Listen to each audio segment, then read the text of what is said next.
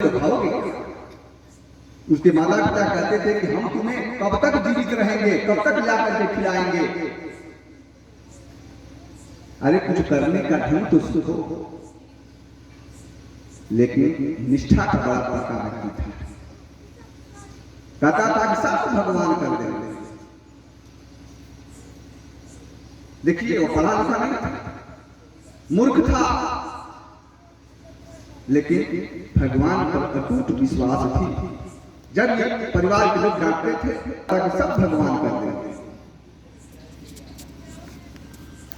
आजिज होकर के परिवार वालों ने उसे एक दिन घर से निकाल दिया।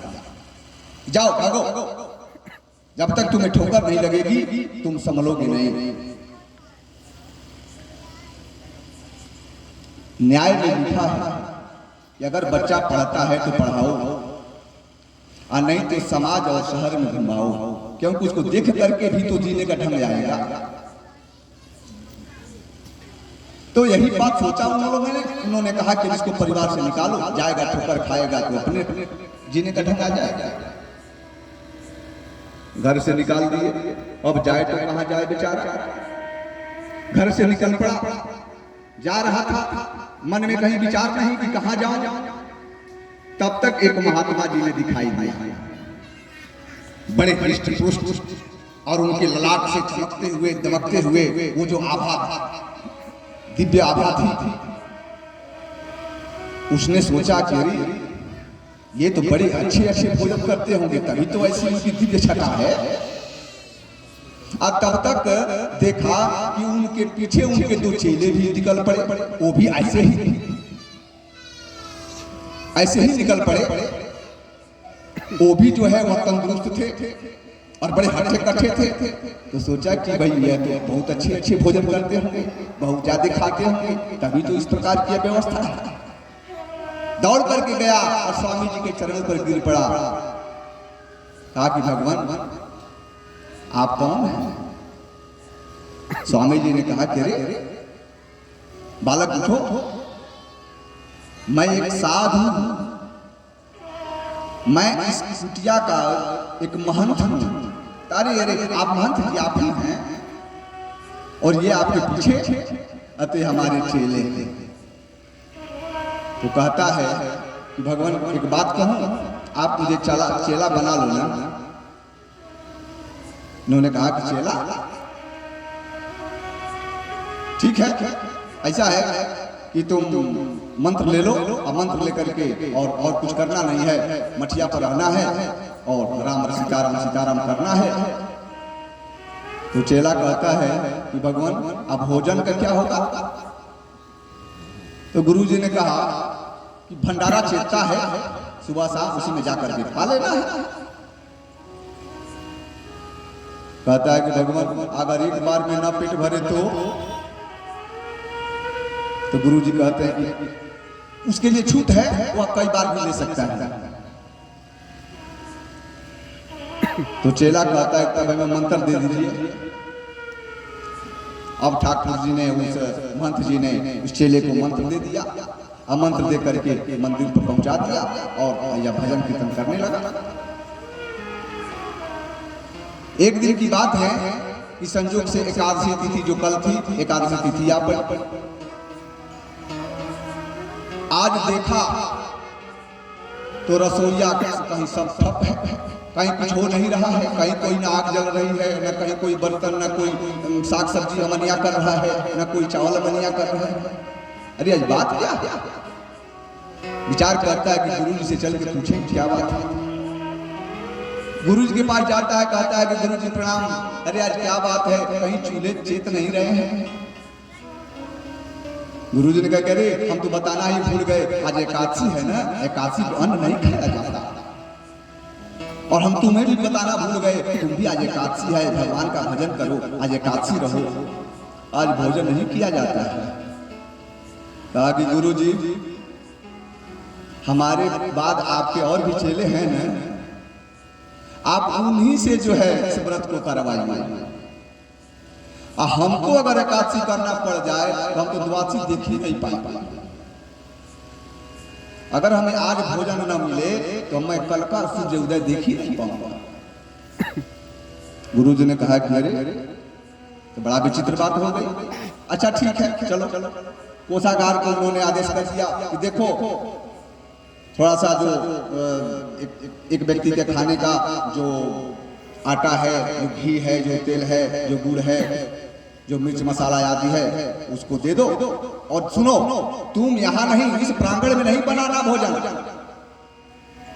तुम चले जाओ यहाँ से दूर, नदी के किनारे चले जाओ और वहीं बना करके खा लेना। लेकिन देखो ना कि खाने के समय भोग जरूर लगाना। अब तुम वैष्णव भक्त हो गए हो। आगे ठीक है प्रभु, ठीक है, ठीक है गुरु जी। सामान को समेटा जल्दी जल्दी और समेट करके चल गया।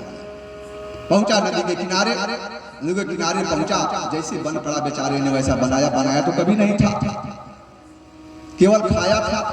अब बनाने पर हाथ पड़ी, तो जैसे बन पड़ा वैसे बनाया। और जब बना करके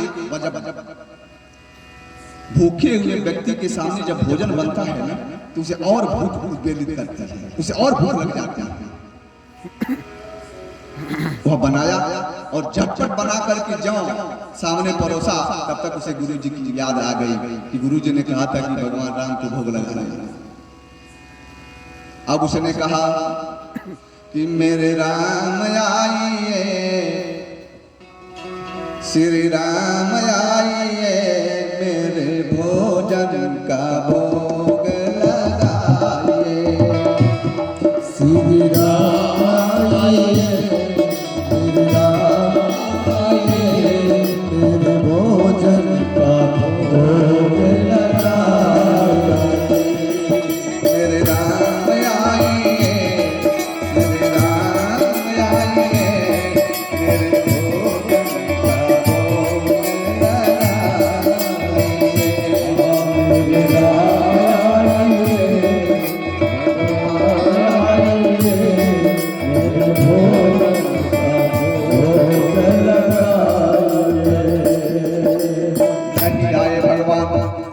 उसने सोचा कि आप यही समझ रहे हो ना, इसमें वेश कर भाई, वेश कर। इस चेले ने भोजन बनाया है तो कह रहा है कि इसके धोखे में मत पड़िएगा भगवान, कि आपको मंदिर में अच्छे अच्छे व्यंजन मिलेंगे। अरे आज चमनी आरथान आरती आज यही मेहमानी, आज चमनी आरथान आरती आज यही मेहमानी, आज चमनी आरथान आरती आज यही मेहमानी, आज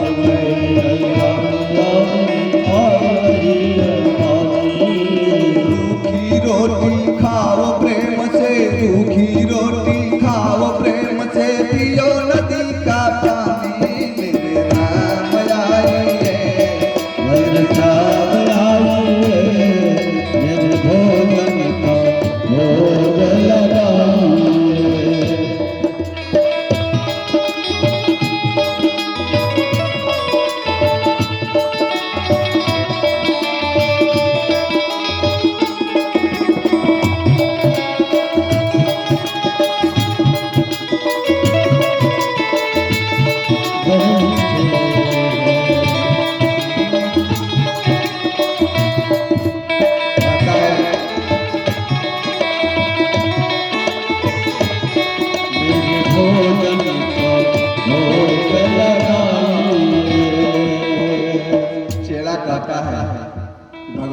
धोखे में मत पड़ना, आज अच्छे अच्छे पकवान तुम्हें मंदिर में प्राप्त होंगे। आज यही है, आज यही आचमनी है, यही अर्धानी है, यही आरती है, और आज यही जो है और रूखा सूखा भोजन नहीं आए भगवान। तो कहता है, सरल हृदय से भाव है उसका, कहता है कि भगवान मैं समझ गया, मैं समझ गया कि आप रूखी रोटी खाने के लिए नहीं आएंगे और नदी का जल पीने के लिए आप नहीं आएंगे। तो बड़े भाव विवल होकर के कहता है,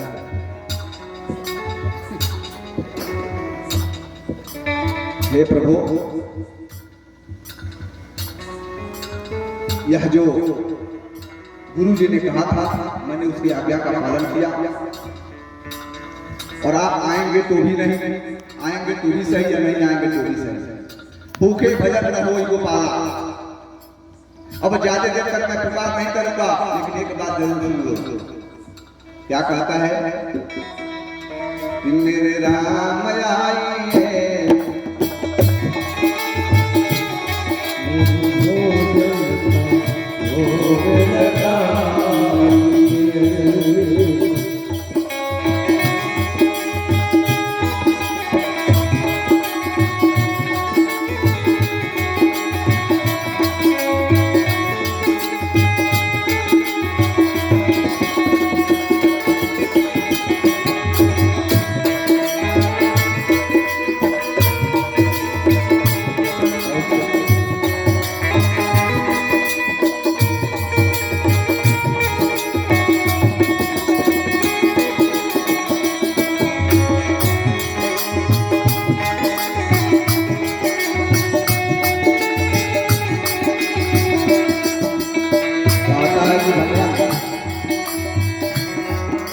आज हलवा और पकौड़ी आपको नहीं मिलेगा।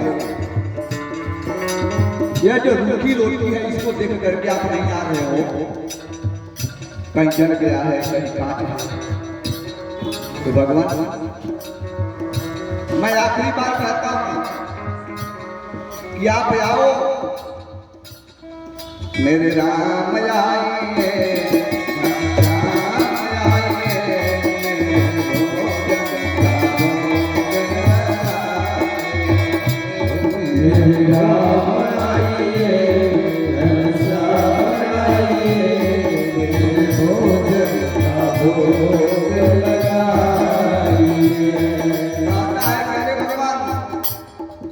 अरे रूखी रोटी खाओ प्रेम से जियो नदी का पानी, मेरे राम आइए मेरे भोजन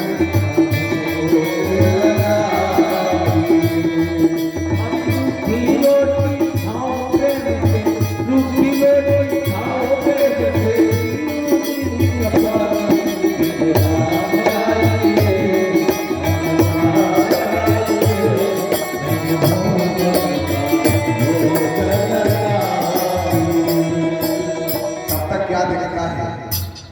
इतने निश्चल भाव से जब निभाता है, अंत में कहता है कि रूखी रोटी ही हमारे पास है, मैं आपको क्या अर्पण करूं?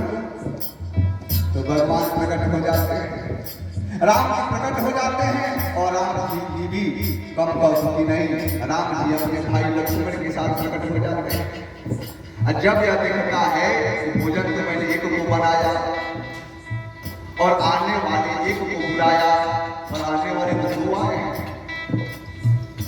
अब तो हमें भी नहीं मिलने देंगे। खैर उनकी सुंदरता को देख करके, उनके आभा विभा को देख करके किसी बड़ा आनंद आता है। कहता है कि आए हम तो आ जाओ, चलो आपका जो है भूख तो लगा जाओ, आप जो छूटेगा वही मेरे लिए भोजन होगा। लेकिन देखो यह महीने में 2 बार एकादशी पड़ती है और दूसरे एकादशी को तो उनका इंतजार मत कराना। भगवान आएगा, ठीक है ठीक है ठीक है, और भगवान ने भोग लगाया, भोग लगा कर चले गए। चेला जो है वो वापस चला आया, मंदिर बुलाकर रहने लगा। दिन बीतता गया और संजोग से फिर एकादशी आ गया।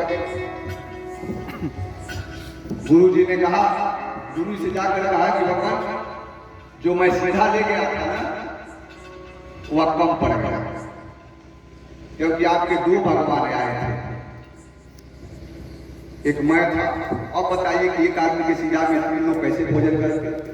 तो उस समय मैं भूखा ही रह गया, थोड़ा बहुत मिला लेकिन भूखा ही रह गया। इस बार थोड़ा सा सीधा बढ़ा करके दे दीजिए। गुरु जी ने सोचा कि बेचारा भूखा रह गया होगा, थोड़ा कम पड़ गया होगा,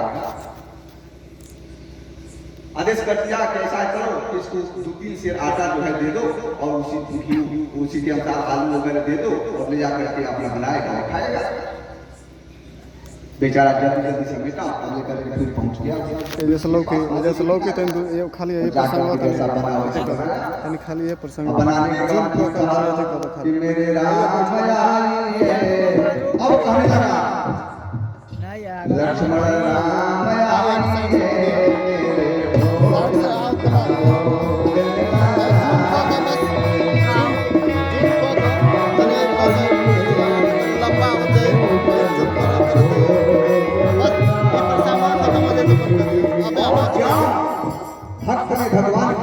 कि क्यों भगवान उपस्थित हो गए और साथ में जगत जननी जगदम्बा सीता को भी लेते आए। राम तो आए ही, लक्ष्मण तो आए ही, दो लोगों से इसका परिचय हो चुका था, लेकिन सीता मैया से परिचय नहीं हुआ था, वो भी आ गए। अब जब उन्होंने देखा कहा कि बस करो भाई, ठीक है आए हो तो ठीक है, बड़े अच्छे लग रहे हो, बड़े सुंदर लग रहे हो, बड़े बढ़िया दुआ है तुम्हारी, भोग लगाओ। लेकिन प्रभु अब इस बात जब जाना तो अगली एकादशी को बता करके जाओ कि कितने आए, वैसा मैं व्यवस्था रखूंगा। राम जी ने कहा ठीक है कोई बात नहीं, हम आएंगे कहा करके भोग लगा करके चले गए। अब यह हमारा दुखित होकर के अपने मंदिर को लौटा।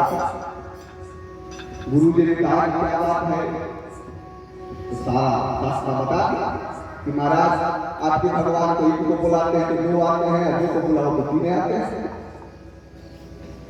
गुरु जी ने सोचा कि भगवान आते हैं, ऐसा कैसे हो सकता है, भगवान आते हैं।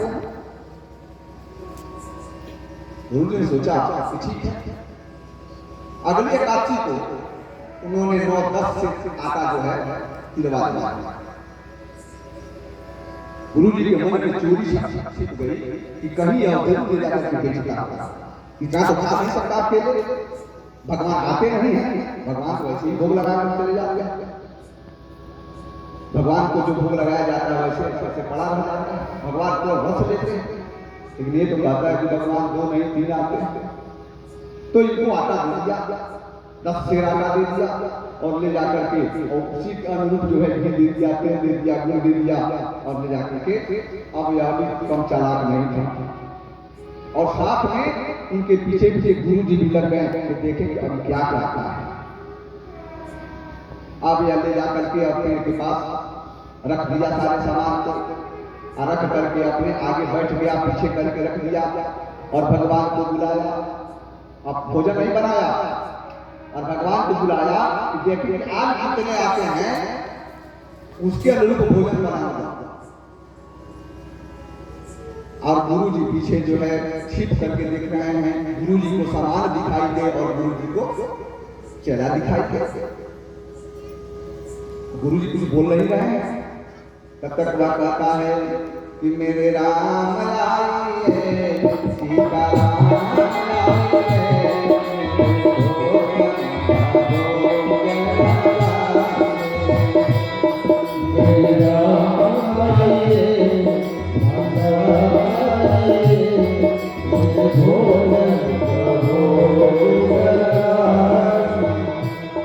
कितने लोगों से परिचय हो गया, बलराम जी से हुआ, बलराम जी से हुआ और पुनः लक्ष्मण जी से हुआ, राम लक्ष्मण के साथ परिचय हुआ। और जब सीता जी आई तो सीता जी से भी परिचय हो गया था। तो अब कहने लगा, पहले तो लक्ष्मण जी को कहकर के पुकारता था, लेकिन अब पुकारने लगा कि मेरे राम आइए, सीता राम आइए, मेरे भोजन को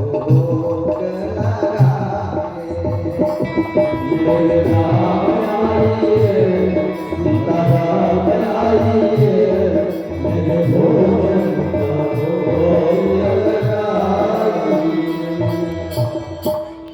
भगवान की इंतजार भी कर रहे थे कि कब भगवान कब बुलावे। एकादशी तिथि थी, भगवान के कानों में जब उसकी आवाज पड़ी, भगवान वहां से चल बसे। भगवान भी कम कौतुकी नहीं।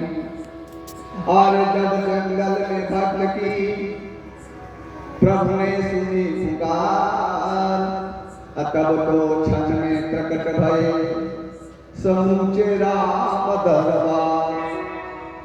राम लक्ष्मण भरत शत्रुघ्न हनुमान जी अभी सब लोग प्रकट हो गए।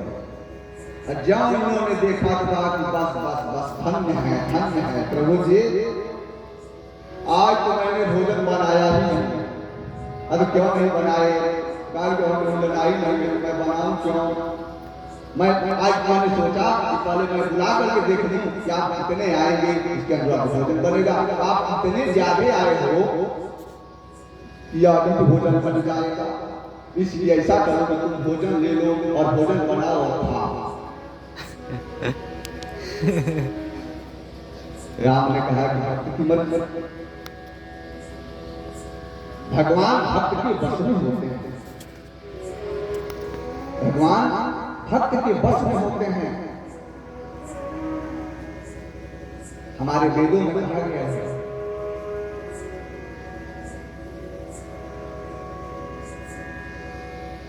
हमारे वेदों में ये कहा गया है, आप कभी विचार मत करना कि हम व्रत कर रहे हैं, हम सत्संग कर रहे हैं, हम कथा कर रहे हैं तो भगवान नहीं आते हैं।